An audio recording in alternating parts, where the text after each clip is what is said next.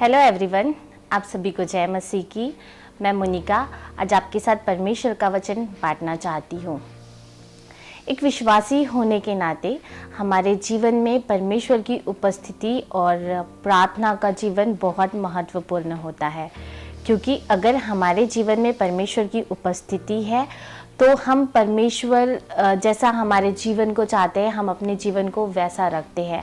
मतलब हम अपने जीवन को पापों से दूर रखते हैं, अपने जीवन को पवित्रता में रखते हैं और अपने जीवन को ऐसा रखते हैं कि वो परमेश्वर को भाए। और प्रार्थना का जीवन वो होता है कि अगर हम अपने जीवन को प्रार्थनाओं में रख रहे हैं तो हम रोज़ परमेश्वर से मिल पाते हैं, परमेश्वर की मर्जी को अपने जीवन में जान पाते हैं। मैं बाइबल में से आज आपको एक स्टोरी बताना चाहती हूँ, यहोशू उसके 6वें अध्याय में यरीहो के पतन की। परमेश्वर ने यहोशू को कहा कि परमेश्वर यरीहो नगर यहोशू और इज़राइली लोगों को देगा, पर उसके लिए परमेश्वर ने यहोशू को कुछ निर्देश दिए। परमेश्वर ने यहोशू को कुछ चीज़ें बताई कि जब तू इन चीज़ों को करेगा तो यरीहो नगर तुझे मिलेगा। परमेश्वर ने उसे बताया कि तुझे यरीहो नगर के फेरे लगाने हैं 7 दिन तक। पहले 6 दिन एक एक फेरा लगाना और 7वें दिन 7 फेरे लगाना। और जब तू आखिरी फेरा लगाएगा तो जय जयकार करते हुए ऊँचे स्वर से परमेश्वर को महिमा देते हुए उस नगर के फेरे लगाना। और जब तू उस नगर के फेरे लगाए तो वाचा का संदूक तुम्हारे साथ रहना चाहिए। तो ऐसे निर्देश परमेश्वर ने यहोशू को दिए और यहोशू ने और इज़राइली लोगों ने उस निर्देशों का पालन किया। उन्होंने उसी तरीके से जैसा परमेश्वर ने उन्हें कहा था यरीहो के फेरे लगाए। और परमेश्वर जो अपने वायदे का पक्का परमेश्वर है, परमेश्वर ने उस यरीहो नगर को यहोशू और इज़राइली लोगों को दिया। वैसे ही हमारे जीवन में परमेश्वर की उपस्थिति और अगर प्रार्थना का जीवन है और हम परमेश्वर के निर्देशों का पालन करते हैं तो जो विपत्तियां हमारे जीवन में आती है, जो परेशानियां हमारे जीवन में आती है, वो चीज़ें हमारे जीवनों से दूर होती है।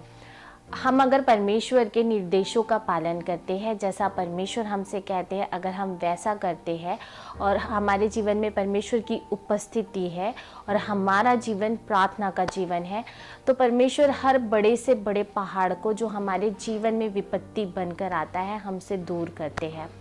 जैसे कि परमेश्वर ने यरीहो नगर यहोशू और इज़राइली लोगों को दिया। वो नगर परमेश्वर ने उन्हें इसीलिए दिया क्योंकि उन्होंने परमेश्वर के निर्देशों का पालन किया। परमेश्वर का वाचा का संदूक अर्थात परमेश्वर की उपस्थिति उनके साथ थी और उन्होंने जय जयकार किया, परमेश्वर को महिमा दी। तो ये तीनों चीज़ों के कारण परमेश्वर ने उस नगर को यहोशू और इज़राइली लोगों को दिया। तो वैसे ही अगर आप अपने जीवन में किसी विपत्ति में हैं, किसी परेशानियों में हैं, तो अपने जीवन में उस परेशानी पे फोकस ना करते हुए परमेश्वर पे फोकस कीजिए। अपना जीवन ऐसा बनाइए जिसमें परमेश्वर की उपस्थिति हो, आपका जीवन प्रार्थना का हो और जो परमेश्वर ने अपने वचनों में हमें आज्ञाएं दी है, हमें निर्देश दिए कि हमें कैसा जीवन बिताना है, अपने जीवन को वैसा बनाइए।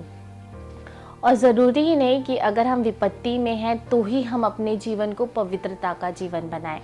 हमें हर समय, हर एक दिन अपने जीवन को पवित्रता का जीवन और परमेश्वर के सम्मुख जाके प्रार्थना का जीवन रखना है, क्योंकि परमेश्वर हमारे जीवन से चाहते हैं कि हम पवित्रता के साथ चले और परमेश्वर के सम्मुख जाकर परमेश्वर से प्रार्थना करें, परमेश्वर से मिले। और अगर हम इन चीज़ों को करते हैं तो परमेश्वर हमें आशीषित रखते हैं और ऐसी विपत्तियां जो हमारे जीवन में आती है परमेश्वर उसे हमसे दूर रखते हैं। तो अपने जीवन में परमेश्वर के निर्देशों का पालन करें, अपने जीवन में पवित्रता को रखिए और प्रार्थना का जीवन अपना रखिए। अगर हम इन चीज़ों को रखते हैं तो हम हमेशा आशीषित रहेंगे।